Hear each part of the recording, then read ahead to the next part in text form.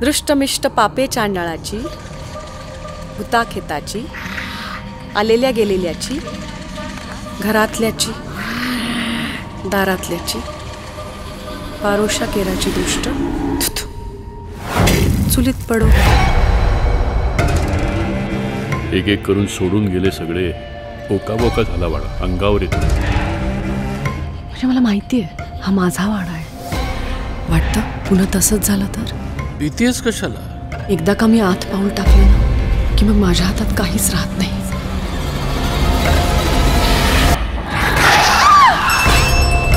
आपण तो याग परत करून घ्यायचा का घरात? साई, तू इथे काय करते बाळा? बाबा, आम्हाला कोण सापडलं बघितलं का? किती गोड आहे ना. असं म्हणतात की प्लॅनचेटवर बोलावलेले आत्मे परत जातच नाहीत. या निव्वळ अंधश्रद्धा आहेत. ज्याचं जळतं त्याला कळतं. लहानपणी ना माझ्यावर जारण केलं होतं. सभोवतालच्या वातावरणातील आत्म्यांनो, आम्ही तुम्हाला इथे उपस्थित राहण्यासाठी आवाहन करतो. तुम्ही या. राधाचं हे असं किती दिवस चालणार? आणि तिला स्वतःलाही यातून तिची रियालिटी ठाऊक आहेच. आपल्या वाड्यात ती भाडेकरू बाई होती, तिने राधावर चारण केलं होतं.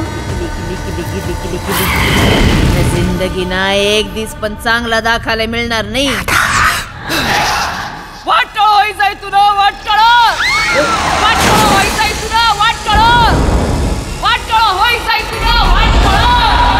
सगळे मंत्रही अघोर विद्येने घातपात करण्याचे.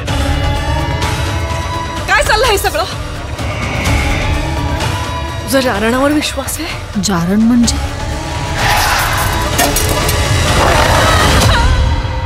जारण म्हणजे ब्लॅक मॅजिक.